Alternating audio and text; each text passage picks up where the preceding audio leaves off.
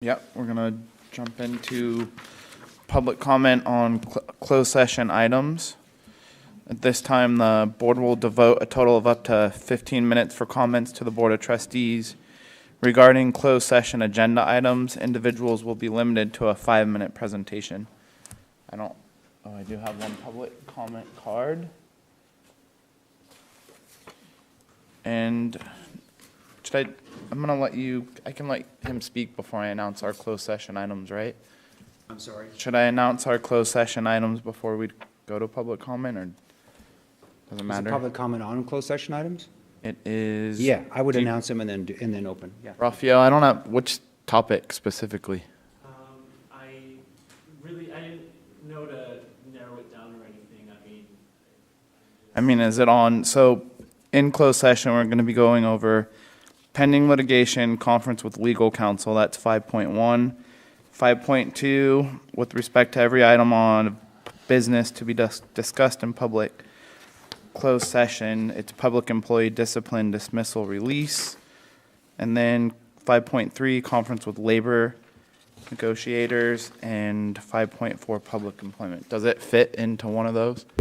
I guess I felt that it did. So in probably the second one, I think maybe. So I just wanted to, because I know there's a difference between public comment for closed session items and then public comment like for in general. So I guess I just didn't want to make my public comment in the wrong place. But even I feel that it may be a public comment that's not necessarily tethered just to closed session, but I know it has to be applicable, and I think that it is possibly. So Let's go. I'm just having trouble figuring out where. We'll steer it into the right category. Sure. Go ahead. How much time do I have, just so I know? You have, we usually do 5 minutes. It's Okay. up to 15 minutes, so. Sure. All right, just so I know. I'd like to know how much time. All right, well, my name is Raphael Monzo.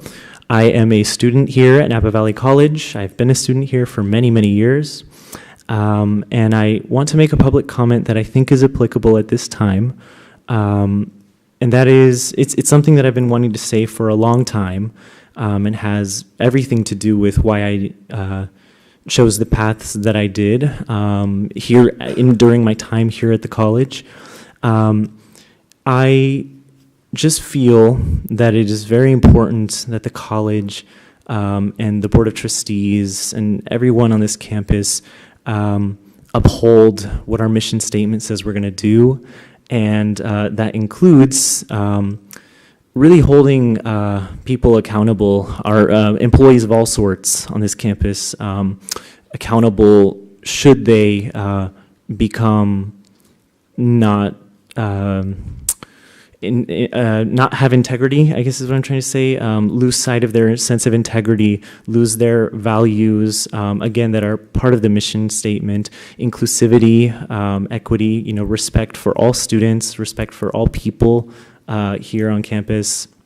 I talked about it a little bit during the May meeting, May 2018 board meeting, and that is that it's hard when you work somewhere and you build relationships with your coworkers and you learn to depend on them to do their jobs, but then at some point maybe you find out that someone that you work with is actually a really dubious, disgusting human being that is committing horrible, unscrupulous, atrocities, and disrespecting, students, disrespecting other employees.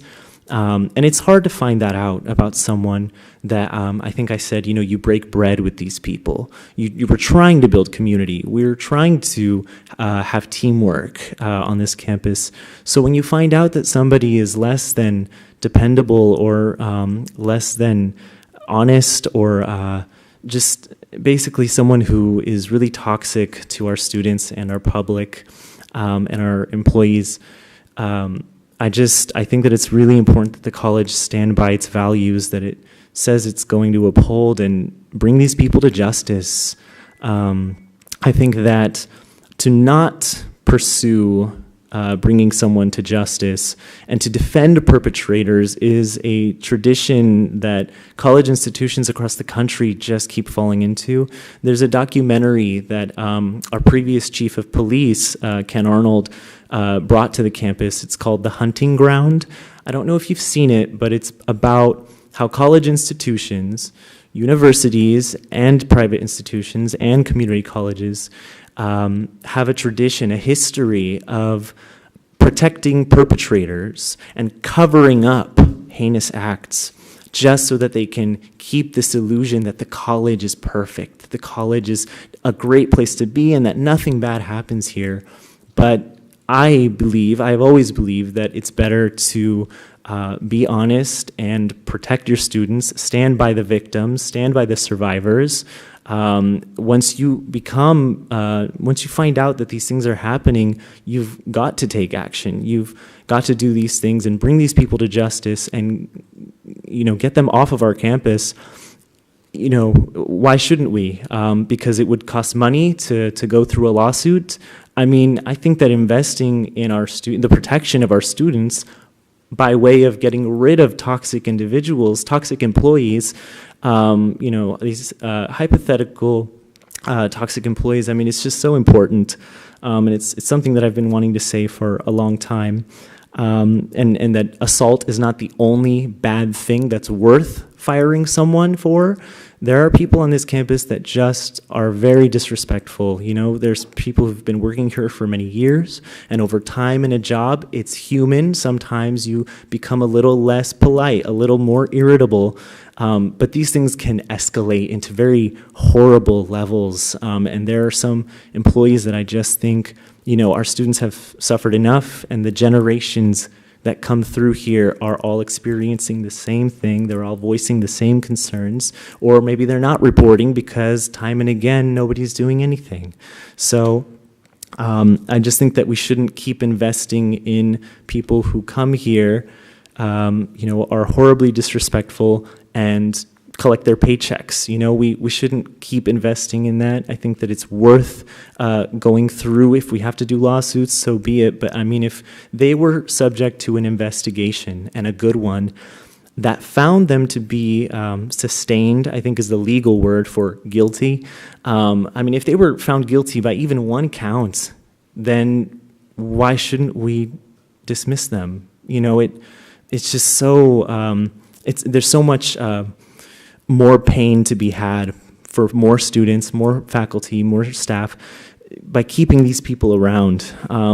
They don't add anything to our campus. We won't be losing anything precious, I'm sorry if it's hard to come to grips with that and say goodbye to someone that you worked many years with and made many jokes with and shared, many wonderful memories, but there was always someone else there. And as soon as you find out that that's happening, and if an investigation is found to be truthful, then you really should, consider getting rid of those people, removing them from our campus, because we don't need them. And I just think that if we did that, if we had a real sense of justice on this campus, I would be really proud to come from a college like that. One that didn't try to hide things, one that was up front. The community would praise us. If you want the community to think good of Napa Valley College, then we need to do good things. Embellishments are fun. They're great and they're necessary. We need to keep thinking of ways that we can improve the campus. But, I mean, we've got to clean up shop first. We've got to make sure that our internal system here is safety, The students are suffering, other employees are suffering year after year after year, but we keep these people around and we send them to little trainings, like as disciplinary measures, but that doesn't do anything. Some people won't change because deep down there's something really evil and dubious and disgusting inside. So we need to dismiss them. We've got to get rid of them.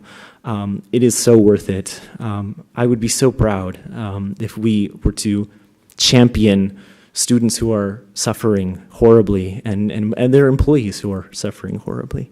I'm at time, so thank you so much. Thank you, Raphael. At 6:13, I'm going to close I'm gonna close open session, and we're gonna move to closed session. Thank you. I'm gonna go ahead and get us started. We're returning to public session at 7:14. The board did take two actions. The following is a report out for our action in closed session. The Board of Trustees unanimously authorized Superintendent President to give notice to the Upper Valley Campus Maintenance Supervisor as provided by the appointment agreement and the education code that the district would release him from his administrative position effective June 30th, 2019. And I also have a good one here with the hiring of Cheryl Fernandez, which was unanimous. So congratulations. Cheryl is our new Associate Dean for DSPS. So congratulations, Cheryl. Thank you. All right, we're going to move on to the Pledge of Allegiance. Marty, would you like to lead us?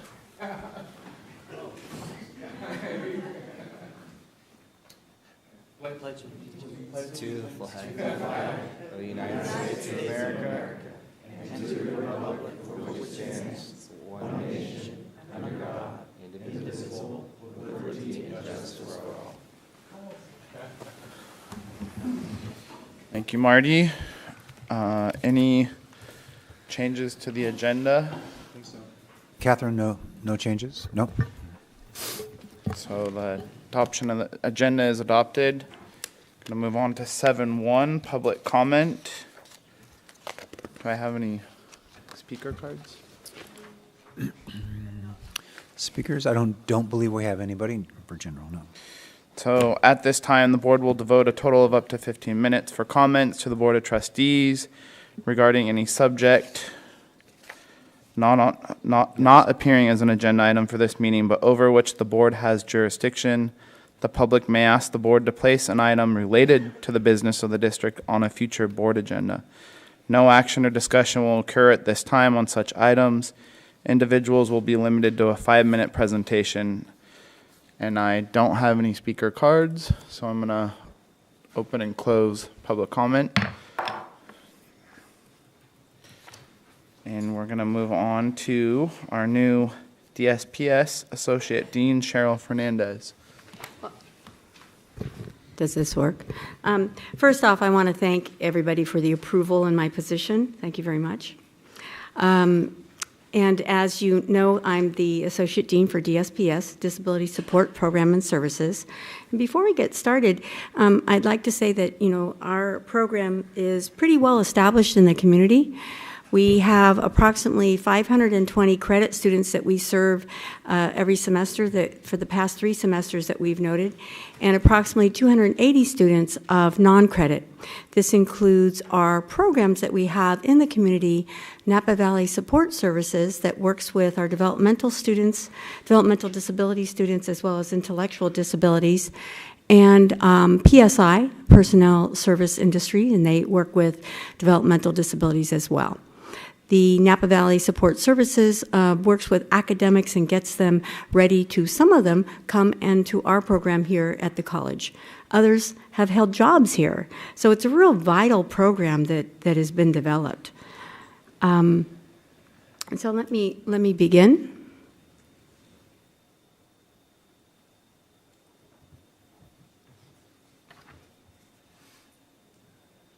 You already got it set up.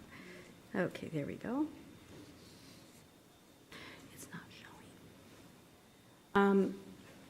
And this is just to show you that we have a strong commitment for our students here with disabilities. We always have. We have a very fervent program that is that we are decentralized. So our counseling system is with the rest of the counseling with our students with disabilities, and so it's a nice, seamless delivery of services. They're not pointed out as somebody different. This is our website page, and we've been working on this for some time. San Lu, who's to the right of me, who's our alt media specialist, has been working on it since he has arrived, and we had been working on it prior to this. We want to make it so that all students can go here and get their services as needed. Prior, there was, they had to hunt and peck, and we want to make sure that they know how to find what they need. Over on the right, as you can see, our upcoming news and events are there. We've expanded our tutoring services. We've been working on really getting our services up to par.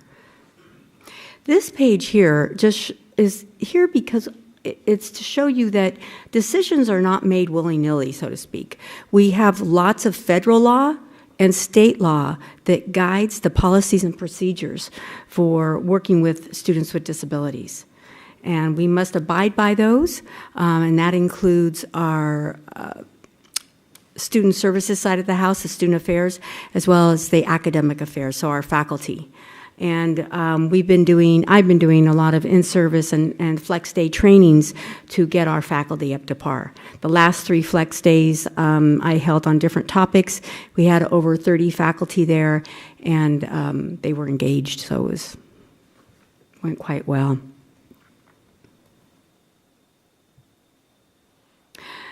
Okay, lots of different disability categories. We serve everything. Sometimes people think, oh, it's learning disabilities, and that's all they hear about. But we actually have many, many different types of disabilities. We can work with neurological, learning disabilities, traumatic brain injury, blind, deaf, hearing impaired, neurological, like I mentioned, endocrine issues with diabetes. Lots of different things, and what we look at, what is the educational limitation on the individual, and how does that translate into the types of accommodations or academic adjustments, and that's the key. That's what the students receive from us. This is not like K through 12, where anything and everything is basically given to them because it's children. They follow a different mandate, a different law, but when they come to college, we have reasonable accommodations, and the newest term is academic adjustment. I wanted to back up and say, so they usually arrive in counseling often, and then we go through our assessment with them. We look at medical documentation or the disability documentation, and we have certified staff that can authorize and approve this. That's either counselors or learning disability specialists, or on this campus we happen to have an adaptive PE instructor that can do that for certain disabilities. We go through an interactive intake process, and then we look at support services. I think I mentioned, did I click that? Okay. I think that was you. That's all right. We'll do this together. Yeah,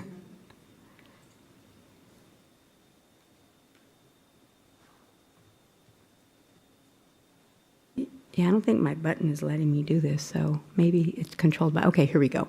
I mentioned, before we get into the types of services, because I don't know if I have everybody listed, but it's pretty robust in the DSPS.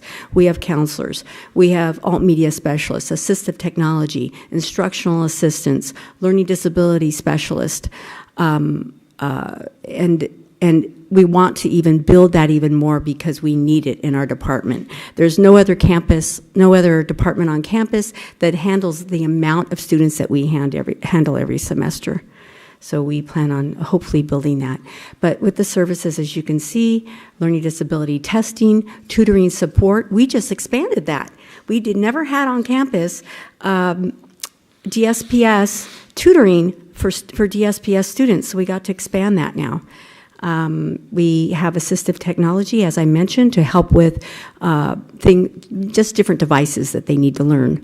And our alt media could be, it furthers that. Sometimes people think that they're one of the same. We're going to have a demo by San here in a minute. And we have educational assistance classes, so those you can think of as our very, very foundational courses here on campus.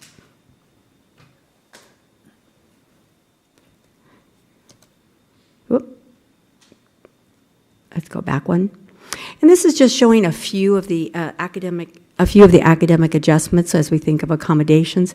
It's very popular for students to be authorized to have testing and in the testing center with extended time on tests. I've had some people say, well, why does it seem like everybody gets extended time on tests and in a distracted-free environment? I've had faculty tell me that or question that and say, well, a lot of disabilities have processing issues that span the different types of disabilities. So if there's processing issues that slow down the speed or affects your processing, then that's the reason for this. Just thought I'd throw that out there. And now I'd like to have San come up and talk a little bit about our assistive technology and our alt media. Good evening, everybody. Thank you, Cheryl. Congratulations, Associate Dean. And tonight I'm just going to go over a couple of different assistive technology and alt media. The difference is pretty much the assistive technologies, devices that help students in the classroom. I have one available. It's called a Smart Pen in the top left-hand corner for note-taking. I'll go ahead and demo that after I go through some of the slides. The second one that we offer is real-time captioning for deaf and hard-of-hearing students. Voice recognition in terms of drag and nuance software where we can do speech to text, where if a student has a hard time writing, you can use the software to actually write out, or if you, like me, you can't type that well, you do one finger, it actually helps kind of do your whole entire essay for you. For screen enlarging for students that are visually impaired, we do have devices that actually enlarge a lot of it for also for tests, for the accommodated testing. We have that available. Alternate media includes things like Braille or electronic text, e-text, that we actually convert from the book, and we provide it as an alternative way to view your book. A lot of times people think it as audio books, but it's a kind of a text to speech, so reversed of the dragon, so it actually reads the text to you. So if you're an audio type learner and you like to listen to it, so we set it up according to how they would like it. A lot of students have now smartphones, so we set it up where they can connect with our Kurzweil application, hook it up to their Bluetooth to their phone. Let me know if you guys are getting a lot of this technology in your car and whatnot, but the Bluetooth within your smartphone connects to your speakers in your car, and then a lot of students do travel from far away, and so it just kind of plays in the background, similar to an audio book, but we use it as assistive technology and different types of media here. So one thing that I wanted to show everybody was, so this is the next generation Smart Pen. So it's a purple, very slim, sleek. The previous one was a kind of a darker one, and it's kind of a bulkier, but we're testing these out, and they go with their smartphone and special notebook. And so when you actually write in the notebook, it will actually show up in real time on your smartphone. And this is pretty much kind of an example of what your notebook will look like if you wanted the electronic copy. But you do get the physical copy as well, and the pen records the audio of the lecture, but then when you take the notes, say you take 10 pages worth of notes and 2 hours worth of the lecture, if you go to page 2 and you click on one of these words, it'll actually sync with the instructor's words as well as the timing of those notes. So you can pretty much jump around with what the teacher was talking about as well as the notes. So when the students come back and they say, Sam, this is like the greatest thing ever, it feels like I'm cheating in class. And I said, well, no, it's not. Let's go through some of the philosophical views of this where, we're providing equity in the classroom. And so with their learning difference, it's not equitable, but with our new learning devices and accommodations, we help them reach that level for the classroom. So thank you. San, I have a quick question. Sure. Is it, I'm trying to think, is it permissible to record a lecture? And how does this work in relation to that? I can if you want. So yes. Thanks, Chrissy. I know somebody. Yes, you can. We do ask the instructor, we send out accommodation letters, and we do let them know that as part of the accommodation, as the note-taking, it will record the lecture. We have recording lecture agreements that we have the students sign, and we let the instructors know we have a copy of that as well as part of their accommodations. But I think having that as a conversation piece between the student and instructor is very important. So the letters are used as a tool, but having that conversation and promoting that interaction with the instructor is a very crucial point for our students as well. Did you have anything to add, Cheryl? Oh, no, I was just going to say, I often have students ask me on the first week of class or so whether I object to them or have any problem with them recording, and I always tell them, no, it's fine. And it really is helpful because it will actually, the Smart Pen, if they point to a note they've made in the lecture, it will play what I was saying when they made that note, so it's excellent. I know of some instructors that actually, if there's something being discussed of a sensitive nature, they'll ask students to turn it off momentarily, but we haven't had any problems with it. It's been a really good tool in the classroom. And technically, we don't like it. I don't like to come down. Use the mic, otherwise it won't pick you up. I don't like to come across, I have to work with faculty. We want to have it be very reciprocal. But at times I need to be very firm on certain things that are around the law. So students that are found eligible for this type of device, ADA law is a federal law that must be abided by. So if I have to go down that path with the professor, with the instructor, I will. Let's say they say, no, my information is proprietary.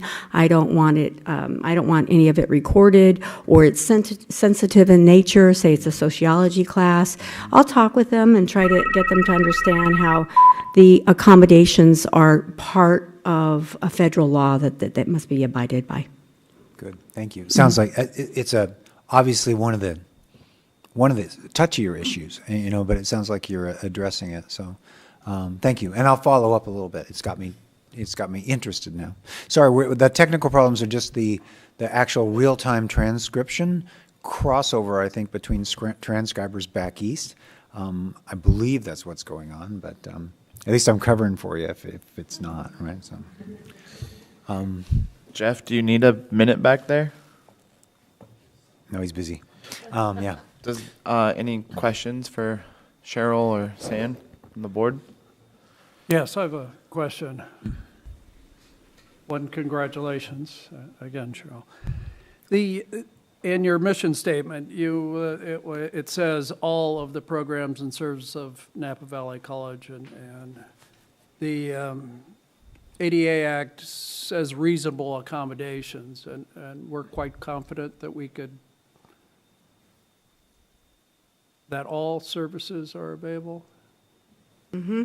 So I'm not quite clear I understand your question. Can you rephrase that? Well, in your mission statement, I'm referring to it, and I'll read it: ensure that all students with disabilities have equal access to all of the programs and services of Napa Valley College.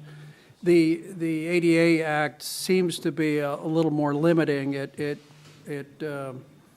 refers to reasonable accommodations. Okay. I know that's for Thank you. employees Yes. and employers. Does that apply to students as well, and are we confident all programs and services are available? We must do so. So the ADA reasonable accommodation term came out of employment.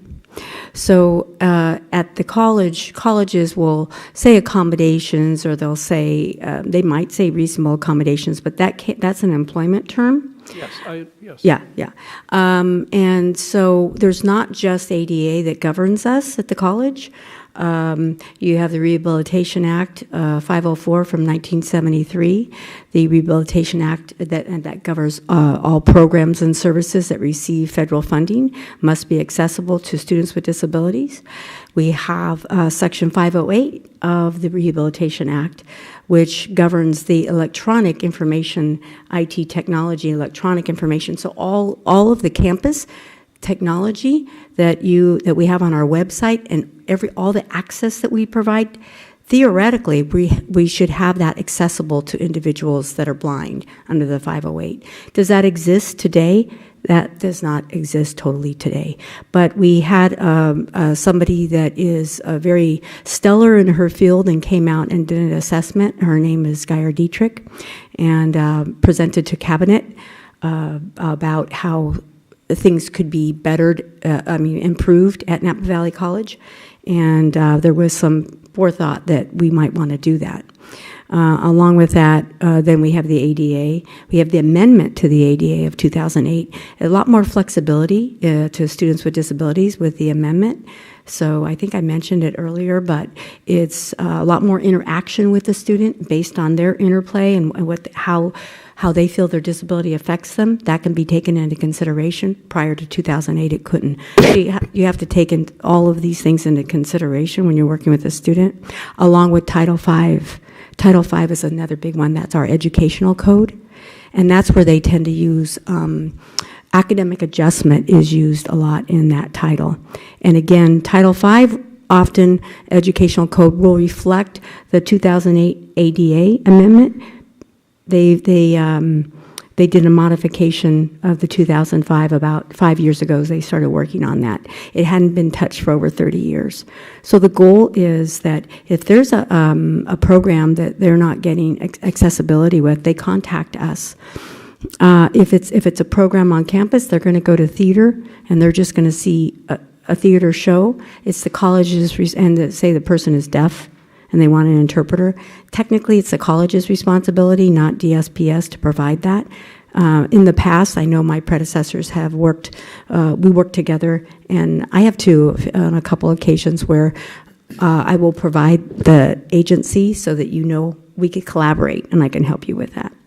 If it's inside the classroom or if it's a field trip or anything related to a class, we are responsible for that to make sure they come back to us, they come back to the counselor, or they come back, if it's a higher level, will come back to me, and I must figure out a way to provide the accommodation if it's necessary. Thank you, and appreciate your response. I think I was pretty wordy on that. I hope I didn't. It's too much. Any other questions or comments? I like your graphics. I'm wondering did you guys make these yourselves or were they borrowed from other places? I have to say, I want to give kudos to our alt media specialist here. He was able to usurp them and share and borrow and get them shared by other individuals, but those were not, so there's no template out there for that. No, it was built. One other, just quickly, the tools provided, are these for the students to have, or they at the end of the semester or upon graduation or certificate upon leaving, are they returned? Yes, so the Smart Pen, not a lot of colleges offer the Smart Pen because of the cost of them. They're over $100 each. It's paid for by categorical funding, not by the college. And so at the end of each semester, they check in with us to see if they want to use it for the next semester. That also gives us the opportunity to see, is it working for you? How are your accommodations working? Do you need anything else? So that's what happens with the Smart Pen. A lot of times when students transfer to the university, they decide, I really like this, and they buy them themselves. We also have so that's returned to us. By the way, when general students find out about Smart Pens, they can just purchase one, and they do. And some of my colleagues at meetings have these. They decide to use them. We also have other technology that are app-based, and so we download them. We have the license for them. We pay for the license. It's called Sonocent. It's a supersized digital recorder, and they can use that because we have the license. So, the world is changing. I mean, we blink tomorrow, we're going to get a new technology that's out there, new app, new things that students can use. Thank you very much. Thank you, our new Associate Dean, Cheryl Fernandez. The board congratulates you again and wants to also thank you, San Lu, for everything that you guys do in DSPS and your roles. A lot of responsibility, so thank you. We're going to move on to agenda item 9, which is our reports. And Amanda Badgett is out. She is attending a conference on art historians. So we're going to move on to 9.2 Administrative Confidential Senate Report, Mr. Robert Harris. Thank you and good evening, everyone. The Senate, on behalf of the Senate, I am pleased to welcome Cheryl to the ranks of the Administrative and Confidential group. Welcome, Cheryl. You were here all night. And also, and this is not news to everybody, but since the holiday break, we all know Holly Dawson as the PIO. And Solange Cotta is now in the confidential ranks. She's the executive assistant to Vice President Parker. Ben Casada is the director of student life. So those are 4 individuals that come into our group, and we welcome them. And although they've been working, most of them in their capacity, tonight I just wanted to publicly welcome them. The Senate has been participating, like all other groups on campus, in the review and revision and giving feedback to the board policies and administrative regs, just like all groups. We send that information out, seek feedback. Occasionally we get something back and forward that to Catherine, and it's incorporated and discussed at the Council of Presidents. So that's most of what we've been doing. Tomorrow we'll be having our first formal Senate meeting, and we'll begin addressing several items of interest to our group. Primary in that is one such item is the annual review of our annual student scholarship that we award to a student at the scholarship program at the end of the semester, and we use those funds that we get from our constituent dues, and this year we've received more voluntary dues than we have ever. So we are going to be, well, I shouldn't say we have to put it to a vote. The president will expect a positive vote, but to increase the level of supporting the students this year. So that's something we're looking forward to, and yeah, we're getting moving, and we are very happy to support the students, the staff, the faculty here at campus. And that concludes the report. Thank you, Mr. Harris. Any questions? All right. 9.3 Associated Students of Napa Valley College Report, Rafael Monzo. Hello, board. My report tonight will be short. The associated students are focusing their efforts as of late into recruitment for new members. It's, our membership started out really low to begin with. In June of last year, the elections did not yield too many candidates or too many, positions filled. And so our membership has fluctuated, since last year. We gained some step away for personal reasons, possibly jobs are really, important and demanding, or simply that, we are students as well, in our own right. And sometimes it's just about getting all the work done and really making sure that we don't fall behind in our classes, et cetera. So it's, for any myriad of reasons, our membership will fluctuate throughout the year.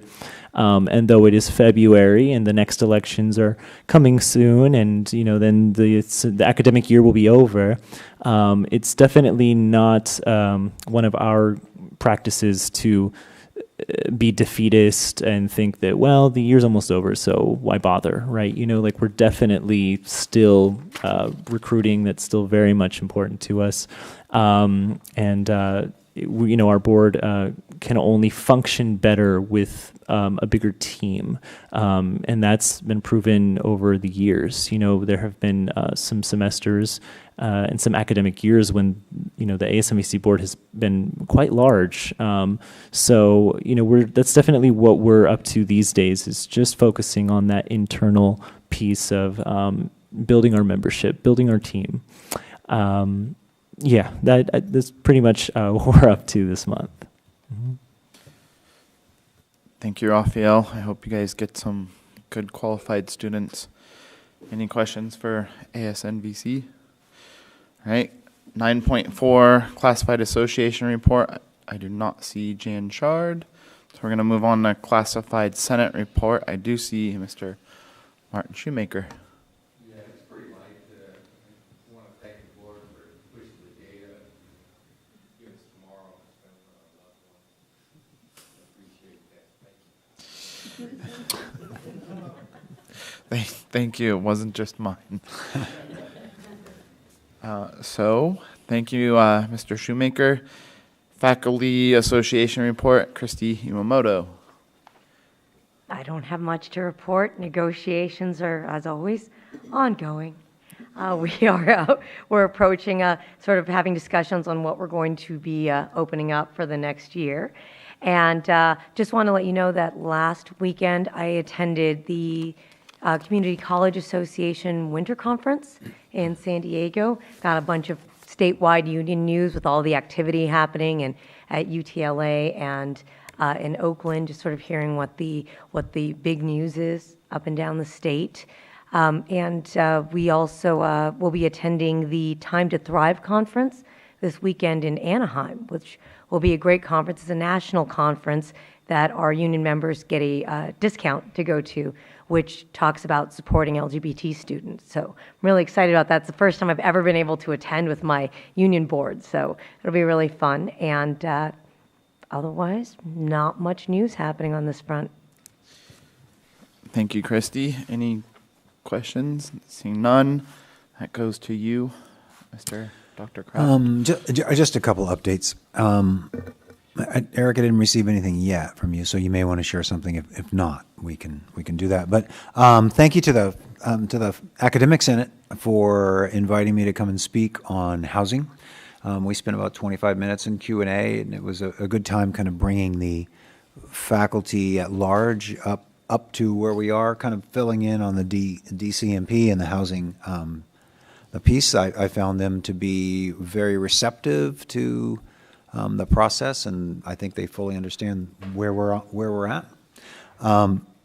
Second thing is kind of Oscar's baby, and this is the mariachi concert, and you're welcome to fill us in, but March 15, 16, right? And go ahead, Oscar, and invite the board, because Yes, tickets please. are hard to come by. Actually, the event is the 16th, which is Saturday, which will start off at 9 a.m. with workshops.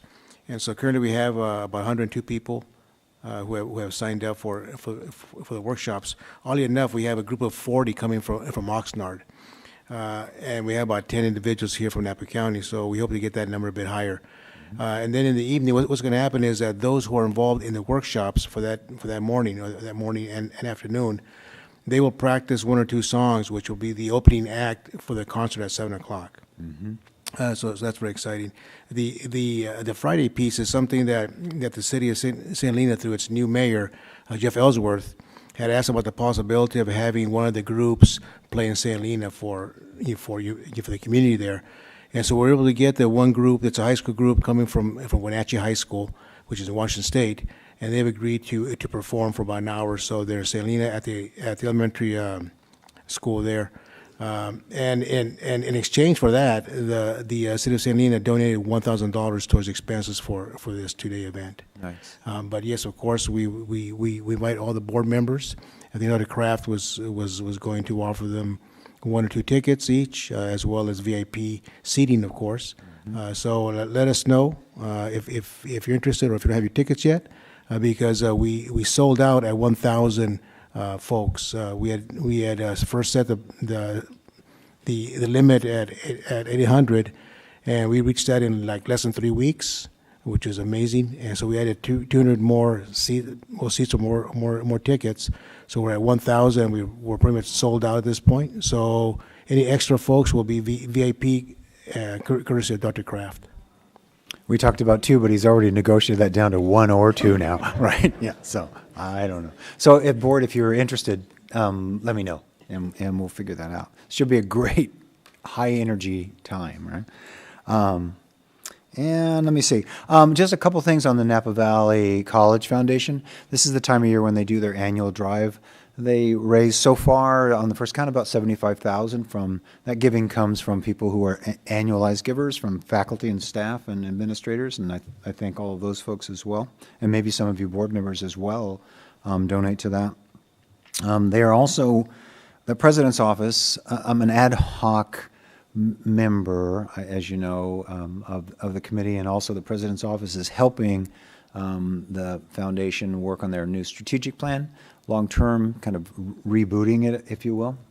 And the last piece is, and I mentioned it to you, they're getting ready to launch publicly their Wine Education Center film, and it's a short video that shows the Wine Education Center as it's being developed with some pretty wonderful graphics and overviews by our faculty, staff, and a brief one-liner by me. They gave me one line. I have no idea why, but and so we're expecting good things to come. It's growing, and Anne couldn't be here tonight, so she wanted me to pass that along as well. That's it. Thank you. Thank you, Dr. Kraft. All right, we're going to move to approval of minutes.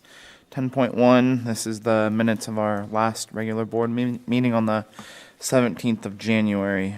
Do I have a motion on the floor? So moved. Second. That was trustee Baldini making the motion, trustee Segura with the second. All those in favor? Aye. Motion carries unanimously. We're going to go ahead and do oral voting as opposed to the automated voting. I feel like that moves things along a little better. So, Do we get our money back on the technology? It's a good question. We'll have to dive into that at a later date. Consent calendar. Approval of the consent calendar. Any? Move approval. Second. I have a motion by trustee Baldini, second by trustee Goff. All those in favor? Aye. Consent calendar moves forward. Moving along to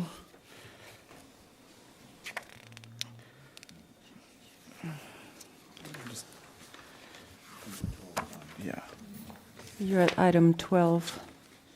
curriculum changes 2019. This is academic affairs information discussion.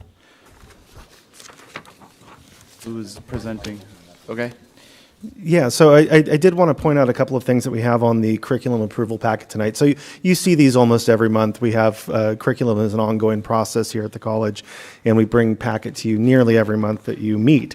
A couple of things that I want to point out on this one, just for the board's information on this. So one of the things that you see on here tonight are a lot of new courses, and a lot of these are new courses that are in response to the AB 705 mandates for new English and math. And so this is the second round and final round of the curricular changes that you're going to be approved, or that you're being asked to approve tonight in response to that. And so I did want to take just a moment just to again, thank the math and English faculty for the tremendous amount of work that they've been doing on this, and just to assure the board as well that we are well on track for our compliance with AB 705, thanks to their hard work that they put in on that.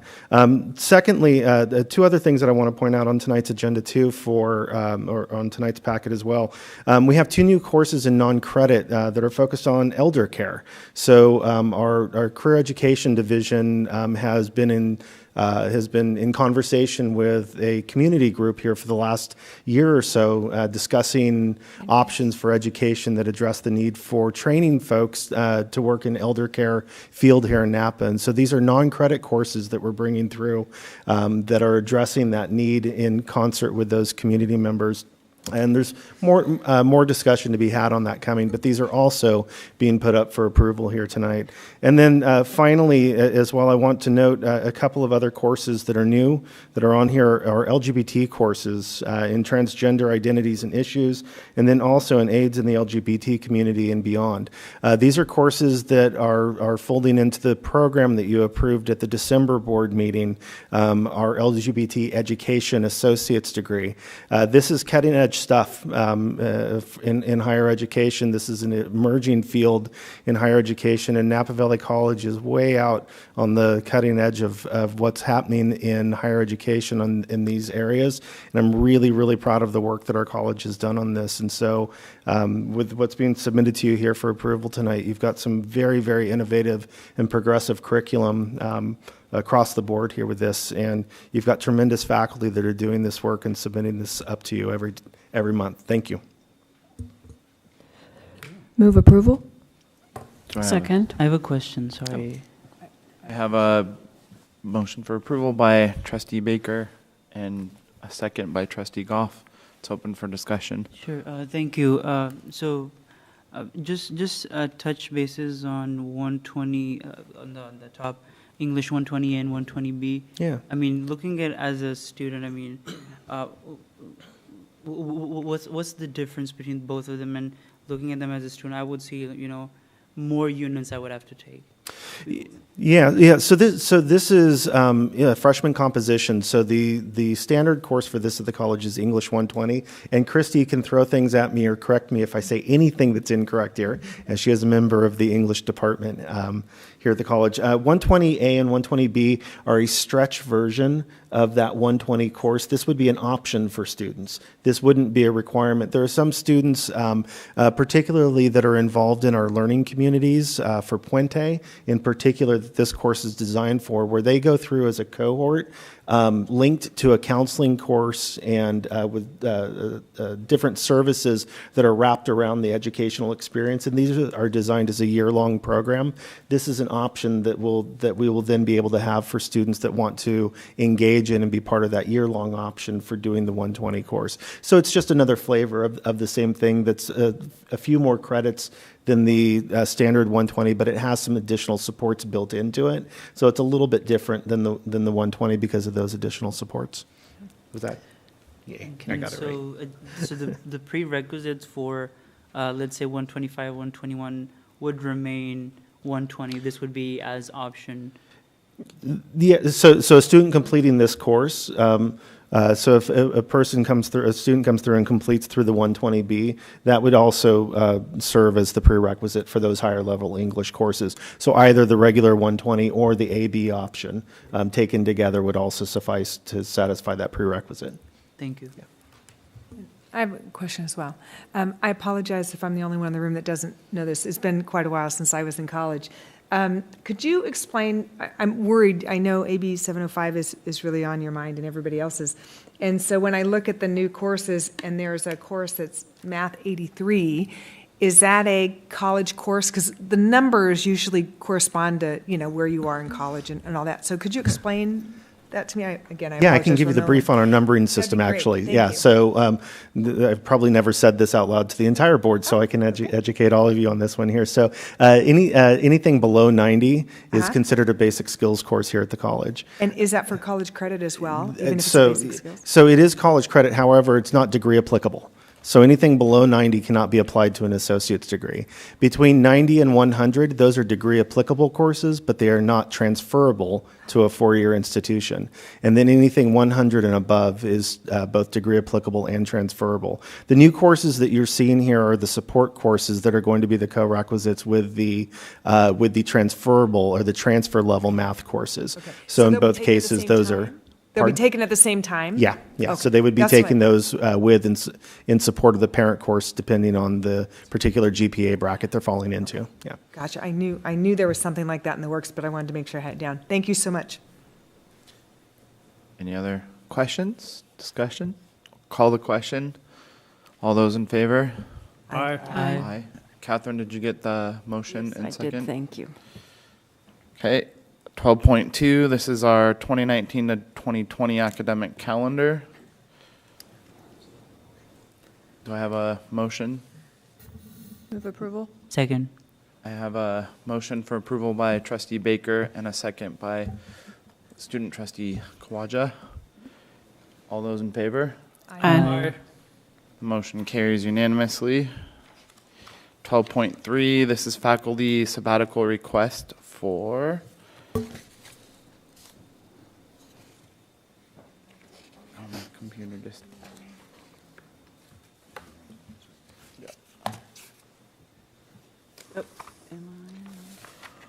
For Kelly McCann, Professor of Dance.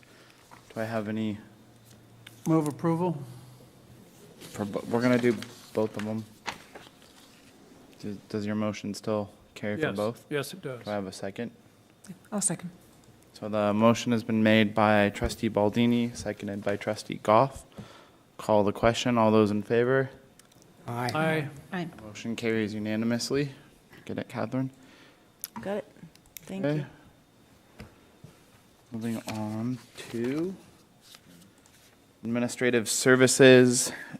And first one, 13.1, this is contract with Plan Net. This was submitted by Eric Huck, Director of Institutional Technology. Yes, and so we're coming to you on behalf of the Institutional Technology Department to ask for your approval of entering into a contract with PlanNet. They're a company that has extensive experience within the California Community College system reviewing IT infrastructure. And so we're seeking their services to review our infrastructure and help us plan for the necessary improvements. We know that there are necessary improvements to our IT infrastructure, but how to best make those improvements and the best direction for us to take to support the college. And so with your approval, we'll enter into that contract and they'll get started right away. I will move approval. I second. The motion was made by trustee Baker with a second by trustee Segura. Call the question. Can I ask a question? Two questions. Number one, have we ever done this before at the college? So we have not. So we have, and this is the first time, at least to my knowledge, the first time that we are engaging what is in effect an impartial third-party evaluator. There are lots of companies that want to sell you IT infrastructure improvements who will help you spend your money. But this, we believe, is in the best interest of the college to make sure that we are moving in the direction that is best for us. And just thinking forward, is this something that you would want to do on a regular basis, or is it, every 5 years, or, So do you have an the- idea? So the one school specifically who recommended this company, which is El Camino College down in Torrance, that's exactly what they did. So they came back with a plan, and then in 5 years they engaged them again for just a checkup Right. on where they were with that plan. Okay.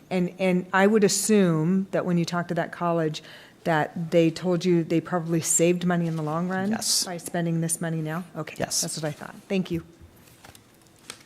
Any other questions, comments? Call the question. All those in favor? Aye. The motion carries unanimously. Next is Human Resources. We have 14.1, 2019-20 academic personnel status document. Who's going to be presenting this? Charles had to step away, but Eric has a good fix on this. Maybe you can open that document and let him talk through really what this is.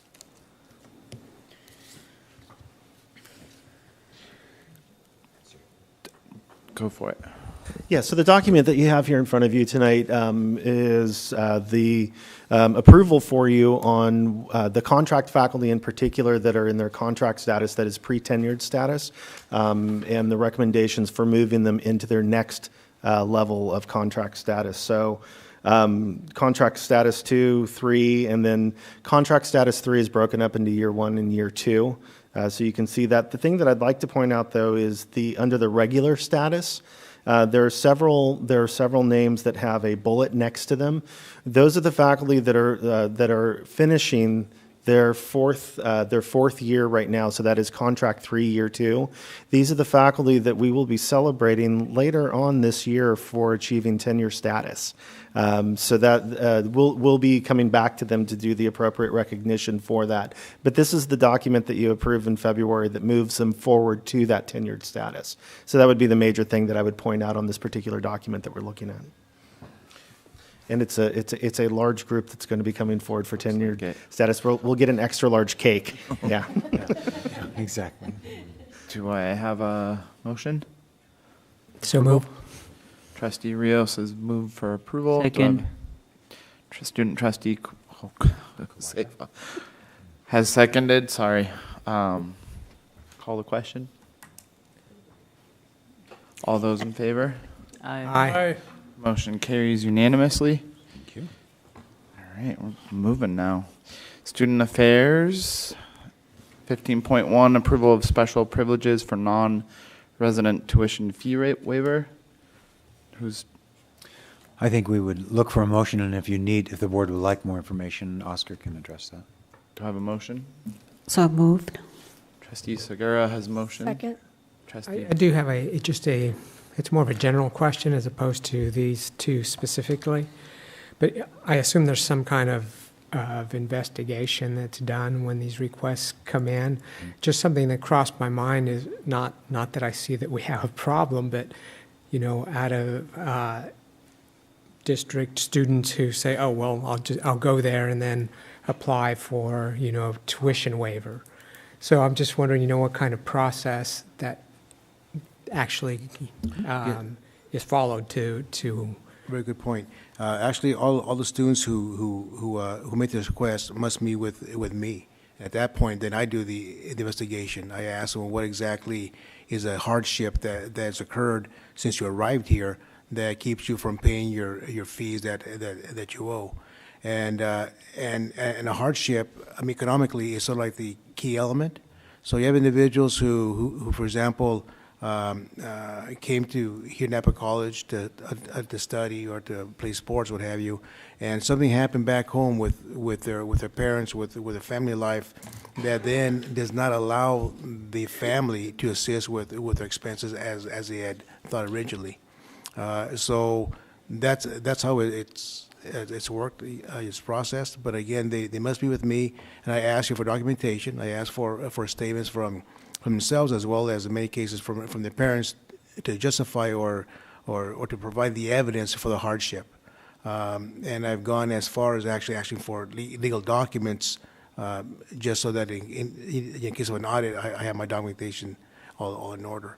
But actually, we probably average like one student every 2 years, the average. So it's not every semester or every year that we have these requests made of us. But in the last probably 4 or 5 years, we had probably maybe two a semester or two a year. But prior to that time, we have like one every 3 years.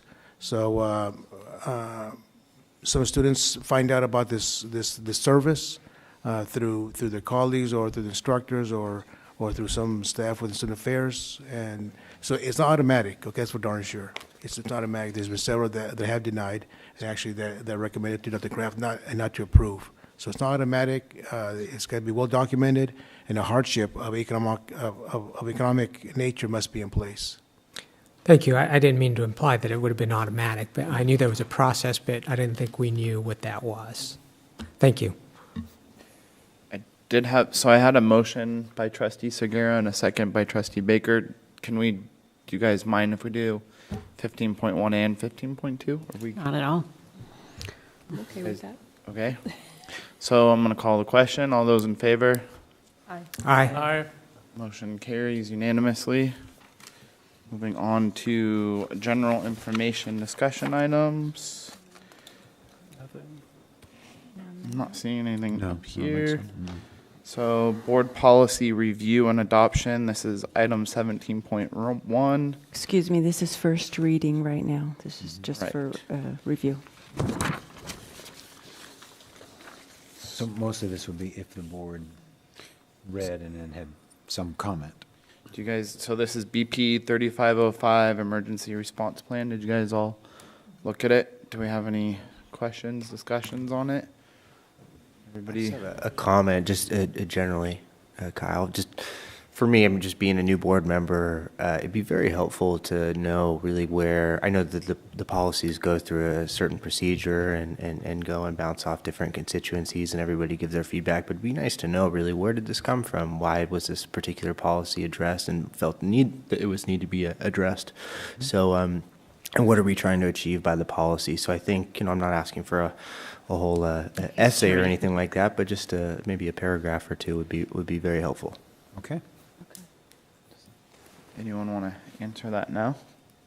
Who would? Not really. I mean, these ones. No. And we can do it on second reading too. That's fine. I mean, obviously, there's a clear logic. The change order. Or you is can't clear. submit the paper. No way, I could submit it. I talked about the council presidents earlier, so that's really the Senate folks over here, the elected Senate from each of the 4 constituencies and myself. And so all policies kind of roll through that shared governance committee. Sure. They read them initially, and they come in either legally mandated, which we have to have and we have a consultant who's helping us work our way through these pieces. And then they come from generally the staff specialist. So the emergency response is going to come from Amber's shop or Oscar's area. Curriculum would come from, the academic senate side. Yeah. Then they disseminate those. Help me out. They go out how long? Catherine? Okay, 6 so weeks? these all 3 were reviewed by Amber Wade, Chief of Police. Mm-hmm. I sent them to her, I think via Vice President DeHara's group. So he disseminated. They came back, were reviewed by the Vice President. Then they came to me, and I sent them out to the Council of Presidents. These are the senates, and they send them out to their constituent groups, and they take a month to read those and bring them back to us, and then I move it forward to you, the board. So you're seeing that structure Sure. tonight. And I very much appreciate the different constituencies that it's bounced off in the process it goes through. But maybe perhaps, the specialist doesn't just pick these policies maybe out of the air. There's a particular rationale of why the specialist is addressing these. So I got you. Maybe a copy and paste of what the Let me think specialist out about is. how to is do one- that. Yeah, it will differ, and we can do that. They come by chapters, and I'll send some updates in more of a Ron's report to you, which I think could cover that. So for the board, and then if we I can wanna- explain a little bit if you don't mind. So 3505, we do have a current policy. It's old, and it's actually got an old numbering system. And so we're bringing it up to the CCLC template. The policy analyst we hired last year to review our policy manual. She did a review of our entire manual and found that some of them were not.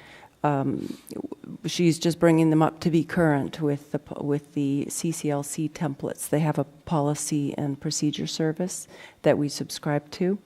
So all 3 of these needed modification and edits to bring them up to current compliance, current law, and to make them match the templates that we decided we're going to use. And that's a perfectly good, good explanation and rationale. And we're going to have to repeat everything next month because he'll forget it.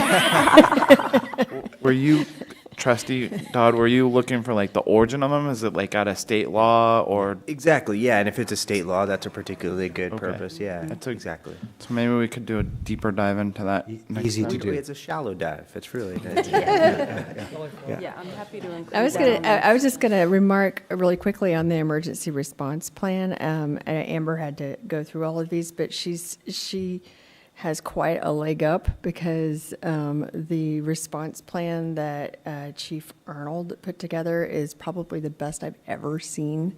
And I told him that the first time he showed it to me. So, of course, we got to see it in action once, but even before that, it was amazing. Yeah, it is. She inherited a great shop, actually, yeah.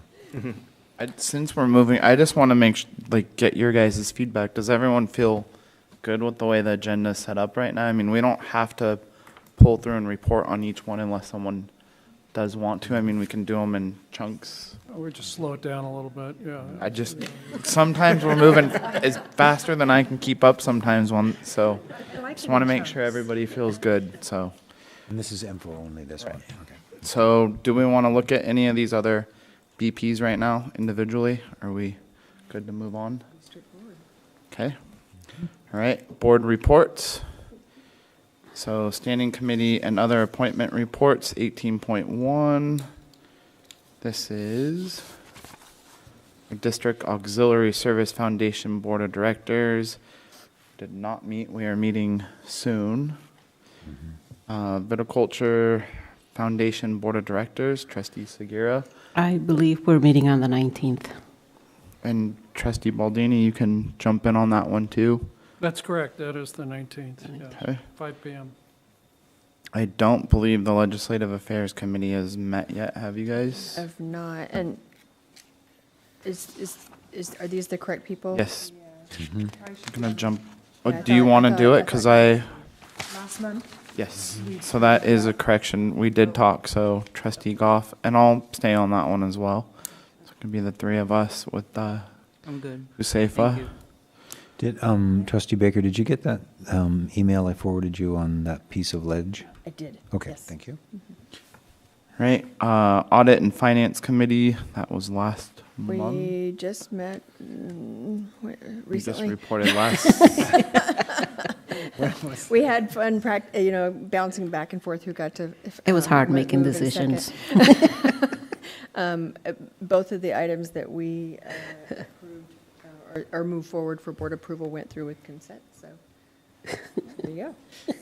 All right, and had a little bit of an overview on the importance of our Real Property Management Committee. I know you guys haven't met yet, but I would encourage you guys to do so. I Well, think we need to reach out something to review before we meet. I think, So, as from- Ron was saying, I may need to have a conversation with the wine train to see where they're at as far as their presentation to us. And my understanding from our dinner was that Greg was going to reach out to you. He hasn't yet, so. Okay. McPherson Distinguished Teaching Award, Trustee Goff, nothing yet. We're not there yet. It's coming up quick, though. Somebody's going to get a hold of me, right? We'll be in touch with you very soon. We start the process in March. Okay, thank you. So for the committees that haven't met yet, I would encourage you guys to get together. Legislative, Trustee Baker, you're going to be the chair of that one, but I'm going to rely, I'm sure, just as the board is, on the reports coming out of these committees. So, all right, future agenda item request. We have, this is our log. Did everyone take a look at it? I was hoping to clean this up and put issues or ideas that our current board has. I think most of these we've gone through, the ones that are scheduled. Any additional ones? I have an additional one if no one wants to go. No, jump in. Go. Would love to have a discussion on our athletics department. I understand, I think this year we're not fielding a softball team, a women's softball, women's volleyball, no women's basketball. So I think that's something that we should be paying attention to and trying to understand a little bit more what's happening. Probably, I know we're doing a field maintenance discussion as well, but I think that certainly should be a component of that, fields and facilities. I think that's, attractive when we're talking about student athletes and attracting student athletes. That certainly has to play some role in that. So I think some discussion there would be warranted as well.